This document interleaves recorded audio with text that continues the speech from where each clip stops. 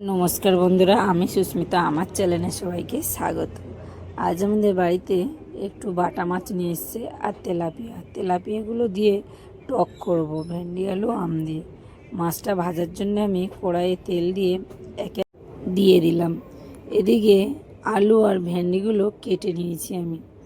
মাছটা আমার ভাজা হয়ে গেছে, নামিয়ে নেব। একে একে সবকটাই ভেজে নিয়েছি। ওই তেলে ভেন্ডিগুলোও ভেজে নেব।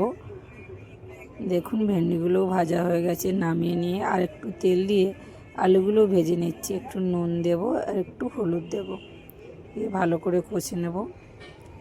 আলুটা আমার কষা হয়ে গেছে, সেদ্ধ করার জন্য আমি জল দিয়ে দিয়েছি। কিছুক্ষণের জন্য ঢাকিয়ে রাখবো। দেখো আমার তরকারিটা সেদ্ধ হয়ে গেছে।